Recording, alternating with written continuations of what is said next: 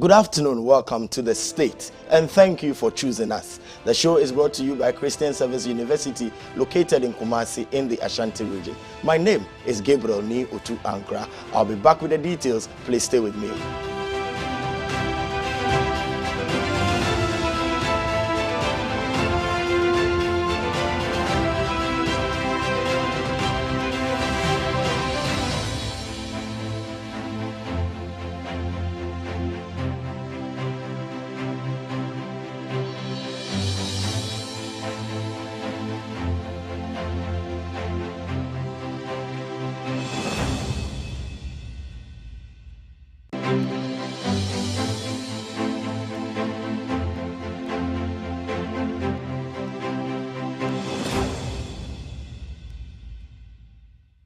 The Christian Service University, a fully chartered private university in Ghana, is inviting applications for admission. Undergraduate programs include BSc Nursing and Midwifery, Computer Science, Information Technology, Bachelor of Business Administration, BA Communication Studies, Planning and Social Development, and Theology with Administration. Postgraduate programs include MSc in Accounting and Finance, Monitoring and Evaluation, Corporate Planning and Governance. We have MA MPhil Communication Studies, MA Christian Ministry with Management, Event Management, MPhil English and Mathematics Education. With quality, faculty and state-of-the-art facilities, we blend academic work with entrepreneurial mindset in all our programs. For more information, please call 0246-275375, 0240-154825, or 0244-596603, or visit our website www.csuc.edu.gh. CSU is located at Odenaho Kwadaso on the Kumasi-Obuasi Road, 100 meters off Star Junction. Choose CSU today to secure the future of Africa. And to make him better known. That's Sorry, not shrink. Wake up to a purposeful day.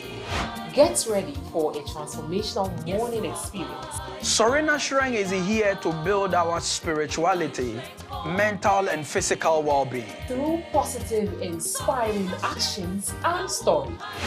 We bring you exciting activities and conversations that develop us as a people and as a nation. We take a look at the trending issues in Ghana and the rest of the world. And we also review the impacting stories from our local newspapers. Every morning, we bring you stories of hope, change, and renewal. We empower you through the Word of God and provoke you to live the purposeful life destined for you. Join us, Anita Kwaku, and the Reverend Ajika Vincent Agbamanya, Monday to Friday from 5:30 a.m. to 10 a.m. as we take you on an inspiring journey, live and exclusively on WTV. You may also join us on Facebook at WTV Ghana and on YouTube at Wesleyan TV Ghana. Sorry, not shrine. Wake up to a purposeful day. Sorena Shrine is brought to you by Danwell Insurance, Multi-Credit Savings and Loan, and the Methodist University Ghana.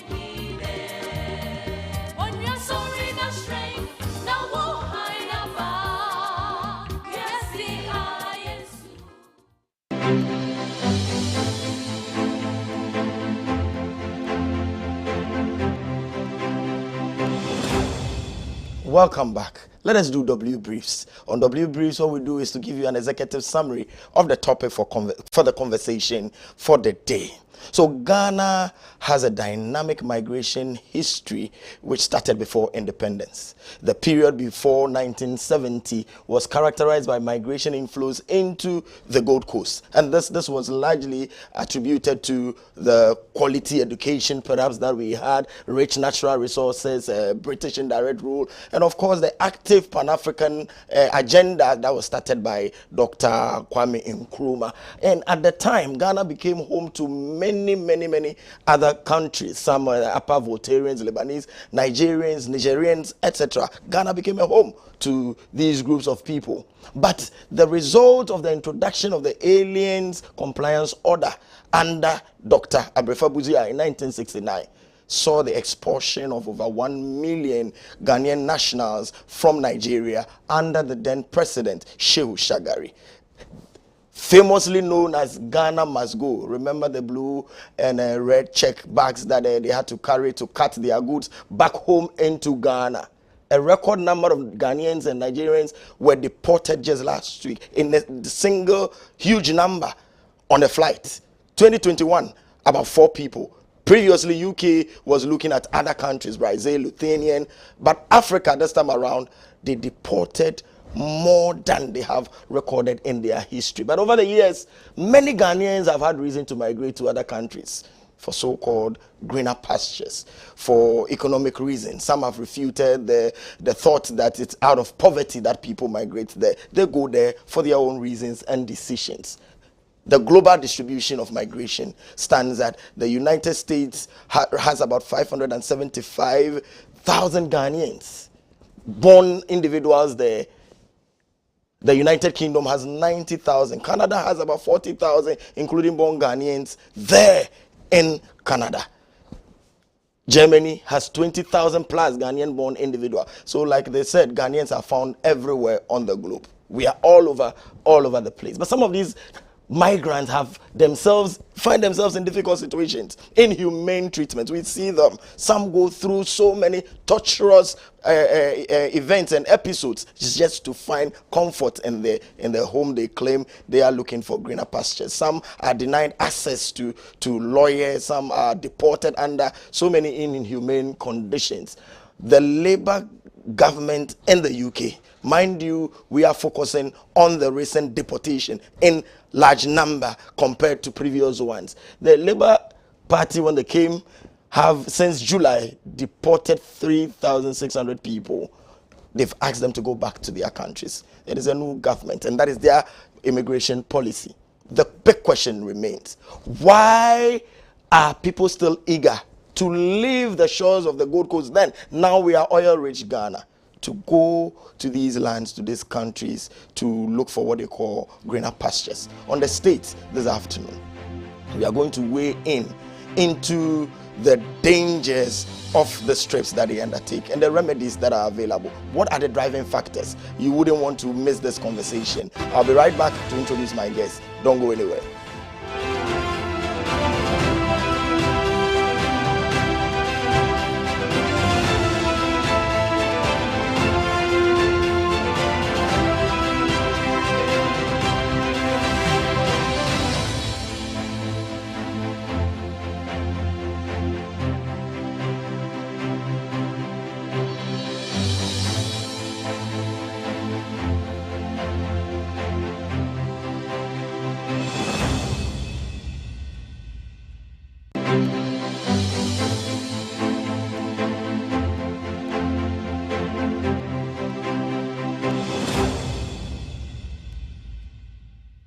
Praise God, praise God. Christ in T, you respond, yeah, addition. I'm excited to announce to you, friends in the Lord, are you seeking for a platform where you can pray? Open baby up a soul bomb pie. Now ninyami edi in kita home. Bibi chiro so. And I'm now the same kum. And you come home. Let's go into the prayer room on WTV every Friday 9 p.m. to 11 p.m. to meet seasoned ministers of God that God has raised to impact your life. Remember, John Wesley said, I have too much to do, therefore I spend several hours in prayer in able to do it.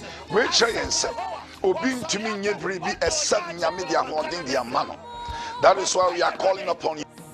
Meet myself, Reverend Hosea Osei, and the Evangelism Missionary Renewal Directorate as we lead you into the prayer room where we encounter Christ. And I believe your life will never be the same. Call your friends or loved ones every Friday 9 p.m. to 11 p.m. where we will encounter Christ. God bless you. See you on our screens on WTV every Friday 9 p.m. to 11 p.m. God bless you. Pray that each and every one of us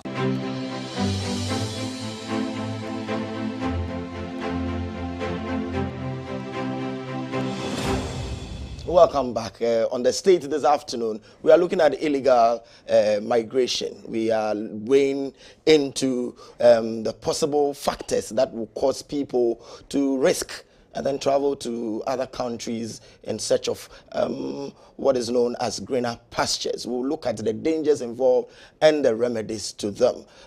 Please don't forget that the show is sponsored by Christian Service University, which is an evangelical liberal arts institution established 50 years ago to train men and women with ethical values for transformational leadership in Africa. Admissions for the 2024-2025 academic year is in progress for undergraduate and postgraduate programs. CSU offers dynamic academic and industry-driven programs in nursing, midwifery, business administration, communication, planning, and computer science. For more information, please contact admission relations officers on 02462 75375 or 024-54825 0244-596603 or visit our website on www.csuc.edu.gh. Choose CSU today to secure the future of Africa. CSU, the university of choice. And as usual on the state, we have the people with the expertise and the experience and the knowledge to lead in the conversation so that you'll be able to appreciate the matters as we are hearing them. We are in the studio with Deputy Superintendent of Immigration, Paul Kito. Exactly. He is the migration management. He's with the Migration Management Department of the Immigration Service of Ghana. We are also privileged to have, I'm excited when we have ladies in the studio. So we have Madam Elizabeth Poku. She is the program's coordinator for Global Freedom Network. She'll tell us what Global Freedom Network is about, what they do. But believe you me, they have the interests of Ghanaians and people all around the world, so far as their human rights and their immigration issues are concerned. So it promises to be an intriguing conversation. Stay glued to the set. Gentlemen and lady, welcome to the show. Thank you so much. Thank you. Wonderful, wonderful. Yeah. Let me start with you, Lizzie. I hope you don't mind if I call you Lizzie. Yes, you can call me Lizzie. Great, Thank you. great. Lizzie, tell us about Global Freedom Network. What do you do? Yes, sure. My name's Elizabeth Poku. Welcome to our viewers. So I'm the program coordinator for Global Freedom Network. Global Freedom Network is the faith-based arm of Walk Free, which is an international human rights organization. And it was set up to eradicate modern forms of slavery. So we tackle issues like human trafficking, forced marriage, forced labor, debt bondage, and child marriage. And what we've been doing is we've been engaging faith leaders to take spiritual and practical actions to fight slavery. We also empower them to mobilize their efforts and to collaborate with the public, private, and civil sectors. Okay. We also work with governments. We work with the governments of the world's 10 leading economies to support them in passing laws to ensure there's a budget and capability for enforcement. And we also hold organizations accountable for slavery in their supply chains. And what we've been doing is we've been holding a series of signing ceremonies around the world where religious leaders come together and they sign a declaration against slavery. Yeah, and so far this has taken place in the Vatican, in Delhi, in Canberra, Jakarta, Buenos Aires, Auckland and Medellin between the years 2014 and 2018. And on the 5th of August 2021, we had the first African declaration signing, and that was done here at the Kempinski Hotel. So 14 religious leaders from Ghana, Cote d'Ivoire, DRC and Nigeria came together to sign a declaration against modern-day slavery of different denominations. We then formed a network of faith leaders known as the Ghanaian Federation of Faith Leaders, and we embarked on a series of campaigns to raise awareness of modern-day slavery. So one of our first campaigns was a TV3 International Migration Day campaign. So two of our faith leaders, the presiding bishop of the Methodist Church, Most Reverend Dr. Paul Boafo, along with Father Michael Mensah, and also a member of the anti-trafficking unit, who is the head now, Mr. William Ayaraga, spoke about the problems associated with migration and cross-border trafficking on TV3. And then in June 2022, we had a poster campaign. So we designed some posters showing the hotline, the 18555 number, which is the hotline for the anti-trafficking unit. And we placed those posters on buses and at bus stations at VIP and SDC. And we also sensitize the passengers and drivers to educate them about trafficking. Great. I'm really interested in what you do, especially modern day slavery. I'm hoping that we get insights into more of those. Paul, yes, if you don't mind me calling you that, Yeah. your department, migration management department. What do you do? Okay, so good afternoon to your viewers. I speak on behalf of my boss, Assistant Commissioner of Immigration, Pamela Kujo, who should have been here, but due to another important meeting, she couldn't, so she designated me to come here. So Migration Management Department is the department in the Ghana Immigration Service. What we basically do is we're a department that handles, we have 5 branches in the department. So we have the Data Analysis Unit that handles the data of the movements around. We have the Migration Information Bureau that goes around sensitizing the public on irregular migration. So they go into schools, churches, lorry parks. You could even invite us to have a sensitization program with your workers and anything. We also have the Migration Affairs and Research Unit.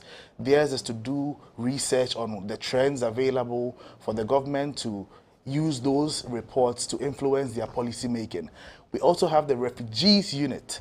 So the Refugees Unit is a unit that's designated to handle the refugee issues. So they work hand in hand with the Ghana Refugee Board to make sure that the refugees in the country are okay. And lastly, we have the Return and Reintegration Desk. So what they also do is our brothers and sisters who come back from these countries, either deported or as a result of voluntary returning, there are packages that the state and then other NGOs come together with to give them, for them to be able to reintegrate into the society well. So basically, this is a summary of what Migration Management Department does. So that is what you do. Exactly. That is what you do. I am very much interested in what you mentioned, that you go out more or less doing sensitization, and you called it is it irregular migration or yes, irregular migration. What is that? Okay, so when we say irregular migration, what we're trying to say is, I'm sure our viewers would know it as illegal migration, but we choose to use the word irregular. So moving out of your shores without the right documentation, that's the layman understanding of it. So anyone who is leaving the shores of this country or even migrating to any other place has to make sure their documentations and everything the visiting country requires should be met. So in event where you enter a country with a fake passport or through the seas or something, you have entered the country illegally. Illegally. Yes. So you prefer we say irregular migration than yes. illegal migration. Yes. Interesting. Interesting. Let me come to you, Lizzie. Yeah. Or it's Lisa?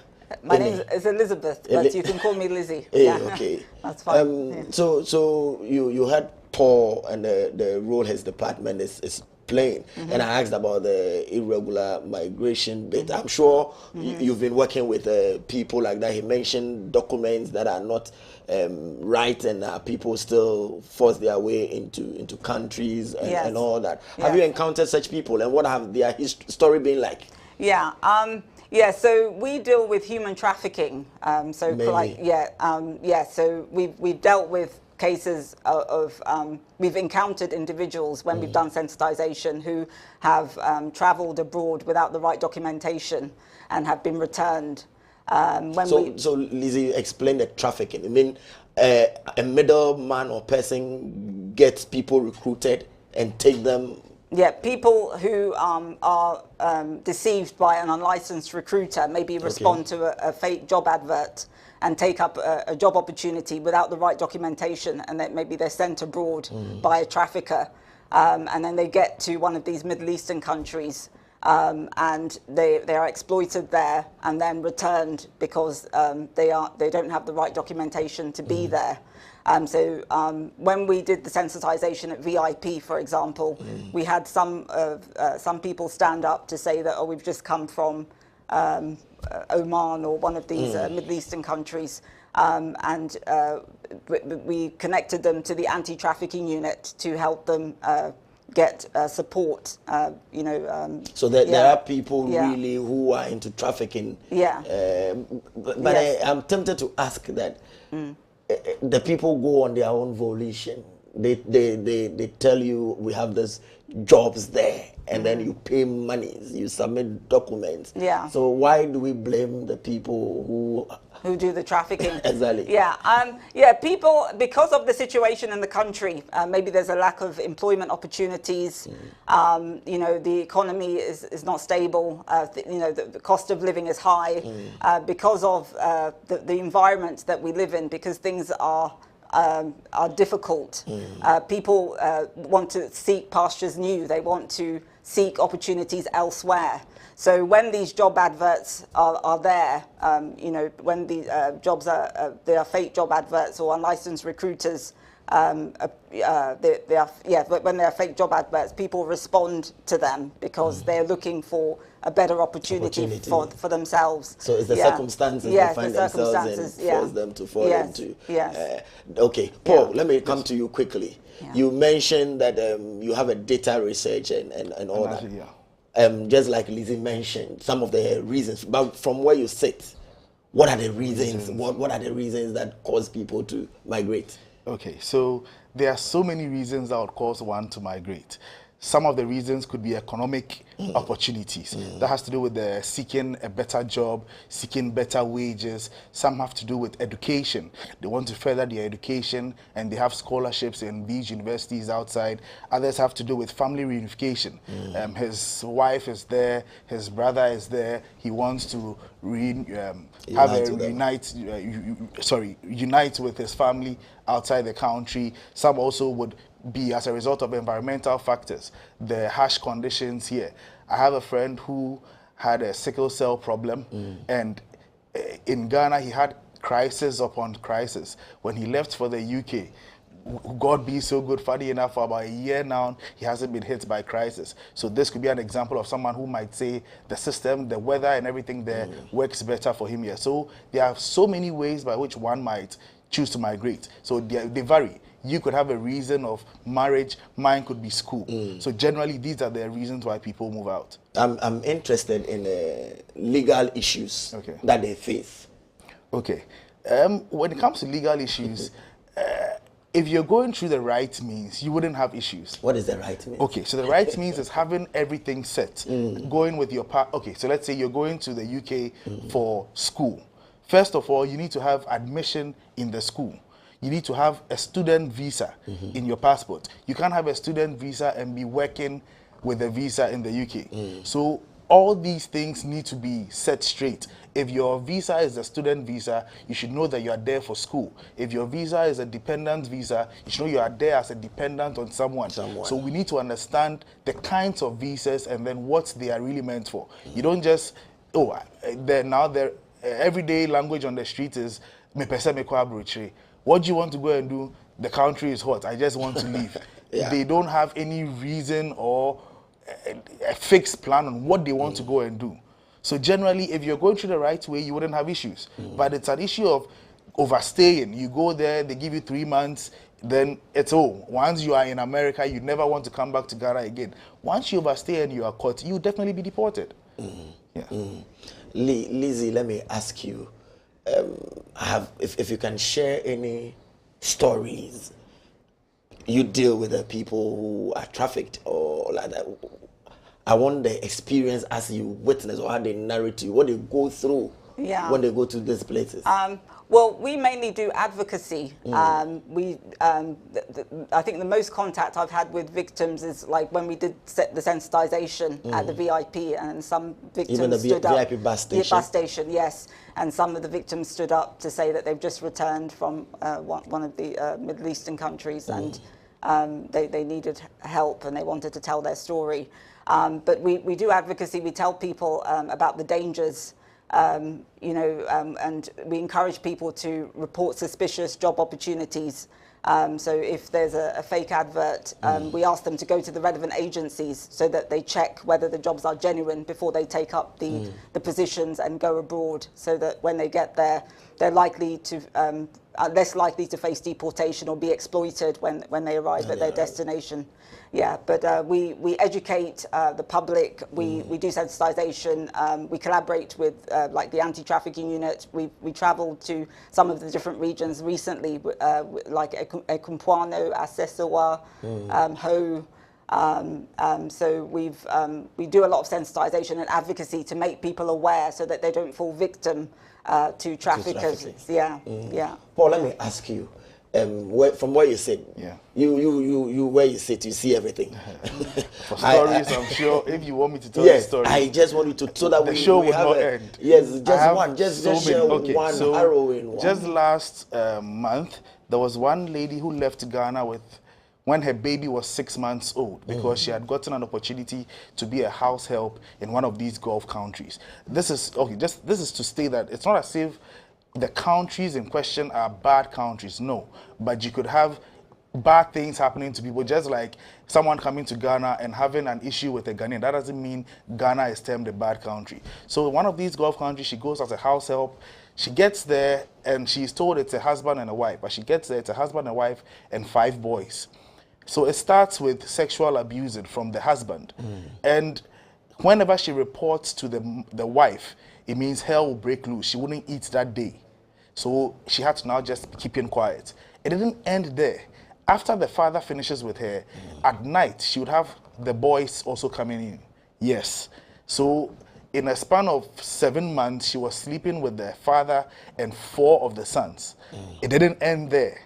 The last born chose to use the sexuality as a business. So he has his friends coming in and then pay money. And the money doesn't go to this lady. So they pay money, have time with the lady, and then go. This goes on for 1.5 years. How did she come back?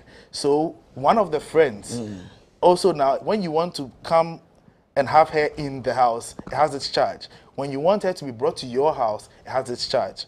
So he paid for the whole night, as they put it. So she comes over to his place. The man asks what's up with her, and then she tells him, oh, this is a situation. She's a house help here, but the man is now using her for prostitution. He also takes his turn on her, and then after that, sends her to the police station that this is the best he can do for her. She should find her way out. But some of these problems, you cannot even trace them back, because this lady came from the airport straight into the house. So from airport straight into the house, from Kotoka straight to Ridge. When she leaves Ridge to a police station after 1.5 years, she knows no directions back. So she can't even pinpoint the house that she was in. And these are not Instagram stories or TikTok stories. No, these are real stories. The unfortunate bit is you cannot come on TV with some of these people because the stories are so horrifying that they can't even share. Some are sharing and they are crying. But some are bold enough to go with us on sensitization to share their own stories, because it sounds better when the person is telling you, I was a victim. It happened to me. So be careful. There are stories where people come to the airport upon leaving the shores of Kotoka, hear this conversation I'm having with you, because when we suspect that, no, this looks fishy, 3 girls moving with 1 man, the passport numbers follow, this is 61, 62, 63, so it means they were all processed around the same time. All these checks we do, we have talks with them, ask them, where are you going? Oh, he's my uncle, he's taking me here. After hearing some of these stories, oh, he's not my uncle. Oh. He said when they ask, I should say he's my uncle. So some of these people even tell you that, no, she's not going to go again. And this is someone, I'm sure about 20,000 or 30,000 has been spent on. Right at the airport. At the airport, they can change their mind. Yes, because they've never heard of this. Each day I sensitize people, there's a new person who tells me he has never heard of what I'm talking about. He doesn't even believe that there's something like this. And these are educated people like us. Yes. So the sensitization, there's never enough sensitization. We always have to continue going out. So when you find out like this, do you intervene? Yes. Are you mandated by law to more or less intercept their movement into... Good. So now we have a department, the anti-human trafficking. Yes, so what are the laws? So unfortunately, I'm not in that department, so I can't pick out... No problem at all, but the general one that they prosecute these things. So they would pick it up from the victim and then the agency that was even handling the whole thing. What we do on our side is, maybe if there was, when you're leaving the shores of the country, basically to go and work, you basically need to have accreditation from the labor department. So Labour has to know that Ni is leaving Ghana to Togo to go and be a house help or a chef there. So that whenever there's a problem in Togo with you, you just report to the embassy or the consular that, oh, because they already know you are there. If you go through the right means, when you get there, you report to them that, oh, I'm a Ghanaian who has come here to be a chef here. So they know that you stay here. So whenever there's an issue, your parents are not hearing from you, they can easily just pick up on that, oh, he works here, let's go and follow up on him. Now, when you go through the approved means, that is going through an accredited Labour person, whenever there's an issue, because the fact that the person is accredited doesn't mean nothing bad can happen to you. You could be accredited to recruit people for jobs, but something could happen along the line. So whenever there's an issue, you come to us, immigration, we just go and pick up on the company that facilitated your travel, because it's a registered entity. There are directors, there's data on it. Ni went to Egypt, we are not hearing from him. What's the situation? Oh, whatever be the case, they rectify it and then you are back. If there is an issue of cost, you being manhandled, we hold the people here responsible to make sure you are brought in safe. And there are so many stories like this. So if I want to travel, I need to go to Labour to check. So now if you want to travel to go and work, Labour has to give you that approval, because you first of all have to be working with an agency who is accredited with the Labour Department. So there are registered agencies, company ABC, who is registered with Labour, that my job is to pick people from Ghana to go and work in Egypt. My job is to pick people from Egypt to come and work in Ghana.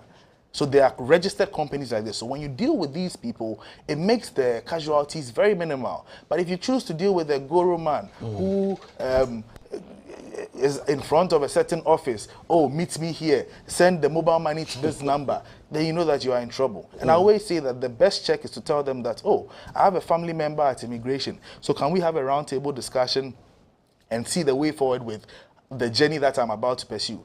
Anytime there's a fraud and you hear him say, let me speak to you so that they can get me. NFI immigration, what has it got to do with immigration? What are they going to do? They are going to take money. And our services are totally free. We don't charge nothing. So as soon as you get them telling you, they know that no, it's a red flag. Viewers, you are still on the state, and this afternoon we are looking at illegal migration, but the officer tells us we should say irregular migration. So we are learning on the show this afternoon. We are really weighing into the driving factors, why Ghanaians, why we still travel at the peril of our lives, and when we know the risks involved, we're looking at the dangers and then the remedies to them. And we are privileged to have joined and lead the conversation Paul Kito, who is now let me mention his title, Deputy Superintendent of Immigration. He is at the Migration Management Department. We also have Elizabeth Poku, who is a programs coordinator for Global Freedom Network. It's a faith-based NGO that works on migration and human trafficking and other issues. And this afternoon we are looking at it. I know you know somebody who has left the shores of this country, and you hear the stories that surround this migration and then what goes on when they go there. So the education is going on this afternoon. Just before I took over from Paul, from what he was saying, that if you want to deal with an agency, your best bet is to run it by the immigration department. So Paul, are you saying that the moment you mention immigration and the person says, or the person starts behaving funny, then you should know that? Well, that is a red flag. But someone who is even daring would still want to have that meeting. But under the meeting, upon interrogations, we'll be able to ascertain whether he's a legit person to deal with or not. And we advise. So how do we advise? We let the person who came, listen, we find this gentleman's statements questionable. So we would advise you to find a different agency or tread with caution. 8 out of 10 might listen to us. The remaining 2 would still want to leave because of the hardships in town. And then find issues among... I will come to Lizzie soon, but just give me 2 more red flags. Okay. I've gotten one. Someone tells you, send mobile money to a certain number. He's called, you know him as Ni. You send the momo, it's Elizabeth who receives it. Oh, now, Edini Elizabeth, all these things you should question. He doesn't want it through Momo. He wants meet me at this lorry station. He doesn't want you to know his office. He doesn't want you to know his house. All these things you should. First of all, when you're even dealing with someone, you should be able to easily identify the person. Some can't identify. Some don't even know the person. They just send him money. I just met him in the market. Oh, I met him here. He said he knew a friend of mine. You know, they come with interesting ideas, and some of the stories you would marvel and say, someone fell for this. Yes. Which of our regions are most people living the shores of Ghana from? And I know that young people are in the majority. Yes. You have people moving from all regions, but you get them mostly. They move from all regions, but generally the Bono I know area Bono has a history of that. Lizzie, yours is more of advocacy. Yes. What is faith-based institute? You mentioned my immediate past presiding bishop joining, and what role do you think faith-based people can play in curbing some of these things? Yes. Well, we believe that faith leaders see into the hearts of communities. They are well respected and they have a close relationship with their communities, with the church communities. And usually when people experience problems, they're more likely to go to a faith leader. They create a safe, non-judgmental place for any victim. They also offer counseling and support. They could give them support, maybe use examples from the Bible to give them encouragement.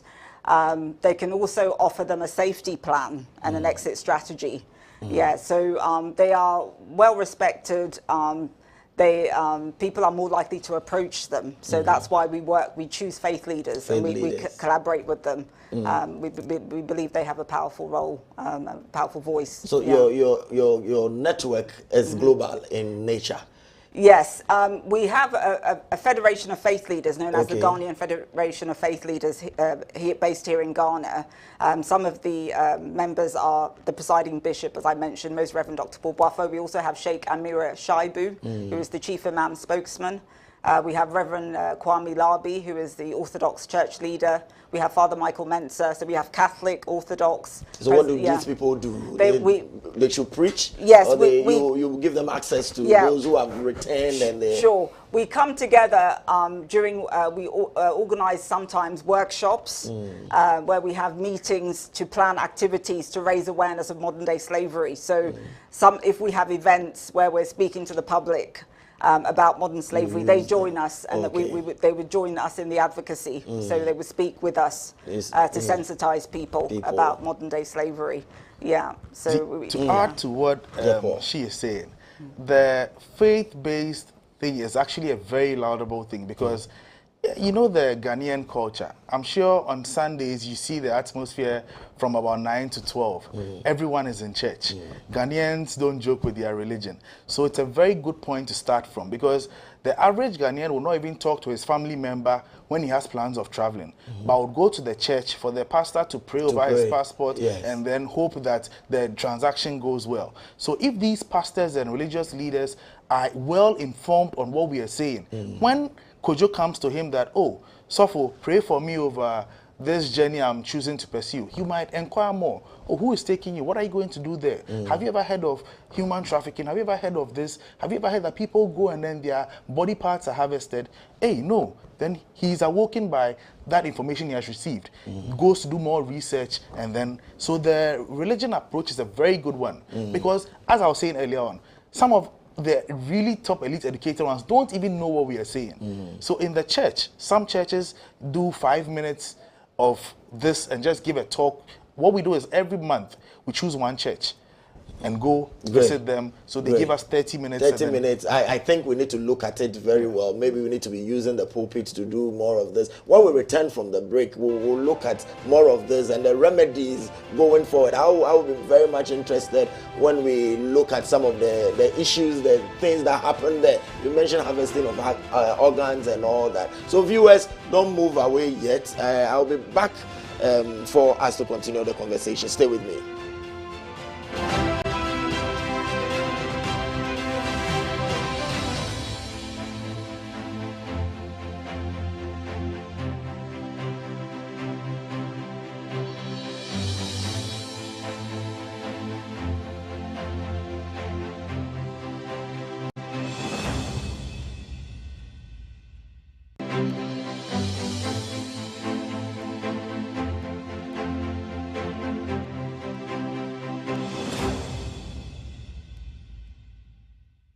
The Christian Service University, a fully chartered private university in Ghana, is inviting applications for admission. Undergraduate programs include BSc Nursing and Midwifery, Computer Science, Information Technology, Bachelor of Business Administration, BA Communication Studies, Planning and Social Development.